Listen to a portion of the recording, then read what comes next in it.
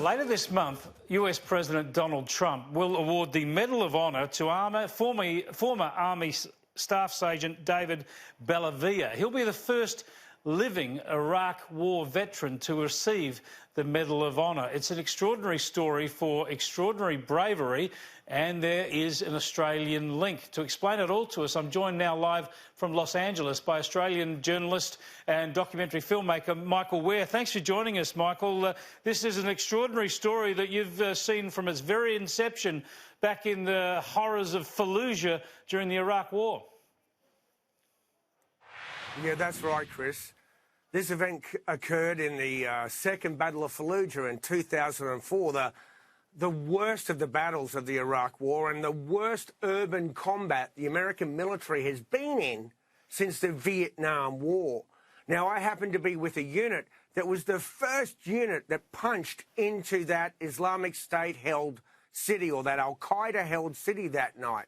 And it so happens I was in a platoon with Staff Sergeant David Bellavia. Now, after about 3 days of no sleep and constantly being hammered by these suicidal fighters, because at one point this American unit got cut off, we got to the point where we were searching darkened houses for 5 or 6 of these suicidal jihadis. And as we walked into this one darkened house, from 6 feet away, an ambush opened up inside the house. So there was bullets ripping through the walls. There was a cacophony of gunfire, and the platoon was chased out of that house. Now, in the end, what happened next? Staff Sergeant David Bellavia went back in to that gloomy, dark house, where, as he described later, he was fighting boogeymen. First, he had to step around a hallway and shoot 2 of the fighters behind Besser blocks with machine guns under the stairway. Then he had to creep in the dark up to the first floor and move from room to room, fighting and killing all of the insurgents, one of them in hand-to-hand combat. They jumped out of cupboards. They jumped from the roof. They were laying in wait for the whole platoon, and in the end, for one heroic man. Yeah, it's extraordinary stuff, Michael. Now, I've seen your documentary work and spoken to you about this, the incredible danger, the incredible horror that you exposed yourself to get that first-hand account, but also all those soldiers were exposed to every minute of every day.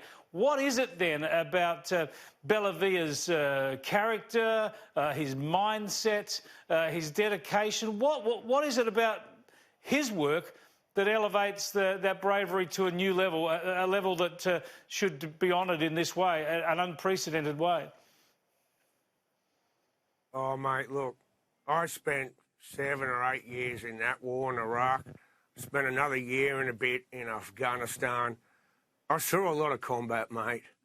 This guy, if it wasn't for this guy, squad would have been wiped out, perhaps the whole platoon. Think about it, mate. You're in a darkened street, in a darkened house where you've just been chased out by machine guns. You're still taking fire from the roof. And to protect the men he's with, he decided that he'd have to take it upon himself to go into that dark and hunt, find and kill anything that was moving in there. And he did it all on his own. If it wasn't for his bravery, I can't tell you how many Americans would have been killed. I mean, if we had to send a squad in there to go after them, surely there would have been deaths. But the way he got to take them out single-handed saved his squad and probably saved the whole platoon. I'm telling you, I mean, in the past, the only medals of honour that have been granted to soldiers have all been posthumous, for soldiers who've thrown themselves on the grenade in that instantaneous moment. I've been on countless raids with American Special Forces where we're bursting into houses at night and being instantly shot at. But they're not doing it alone. And they're not fumbling in the dark, knowing that traps are waiting for them. Think about the courage, he had to summons within himself to step back inside that house of death. It's incredible, and of course your first-hand account has helped with the citation that was going to lead to this honour being bestowed later this month. In your conversations with David Bellavia subsequently, how's he explained to you how he rationalised that, how he managed to perform such great deeds of courage? Well, we've talked at some length about that, and obviously we've been talking about it more recently. He also wrote a best-selling book about all of this called House to House, and in the book he goes through some of the machinations in his mind. You know, it was about, for David, it was about stepping up for his brothers around him, because he couldn't just send someone else in there if he wasn't ready to do it. So he was doing it for love. And I remember that night, the rest of the platoon had been pushed across the street and were taking cover in some other abandoned houses. And there, exposed to the fire from the rooftop, standing behind a Bradley fighting vehicle, was David, pacing like a caged tiger in the dark, muttering to himself. So I walked up and stood there with my arms crossed and waiting for him to finish pacing. And he looked at me and basically said, "Stuff it." And I said, "Stuff it." And it was at that moment he decided to go back in there for the love of his brothers. And I don't know, for one reason or another, I was foolish enough to go with him. But, you know, and that's turned out to be a privilege for me, to be a part of helping David get this extraordinary honour.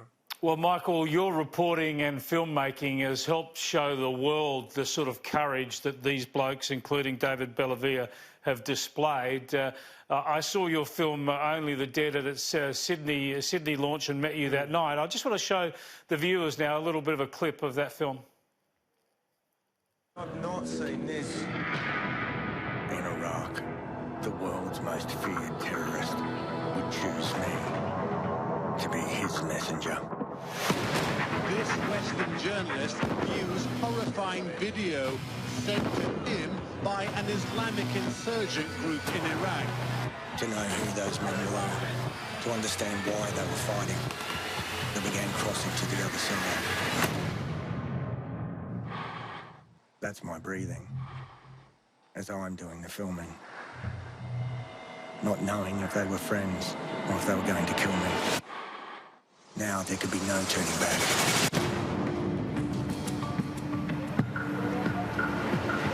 Just about to go into the Battle of Fallujah.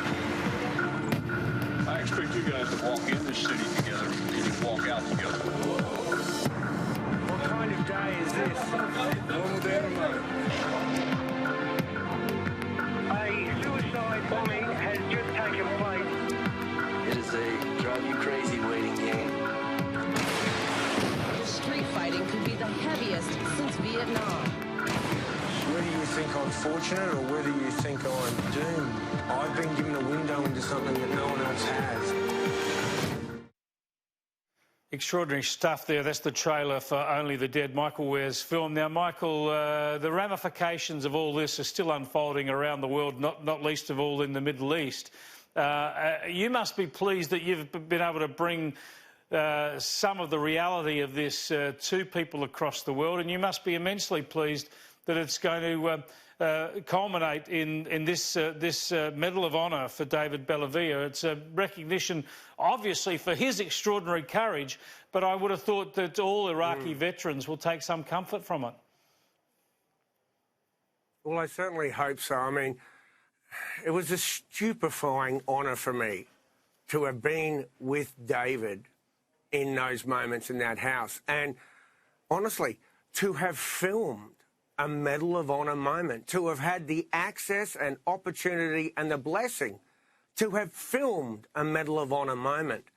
And, you know, from the very first story I wrote about David's extraordinary feats was a cover story for Time magazine way back in 2004. And then I was asked to give witness statements and become part of the nominating process for him to get this medal. And so, you know, I can't tell you what that means for me, not just for David, who I've sworn I would help get this medal, but, you know, before the day I die. But as you say, for all the vets, you have no idea how many American and Iraqi heroes I know. so many of them go unsung, so many of them go unseen, and so many of them are still struggling with those moments of terror and the blood and the guts and the incredible bravery that they experienced and exhibited over there in hell. Well, Michael, congratulations and thanks so much for bringing that story to us, bringing us up to date with what David Bellavia has did on behalf of his platoon, on behalf of his country. Oh, it's a real honour to be able to do that. Thanks very much, Chris.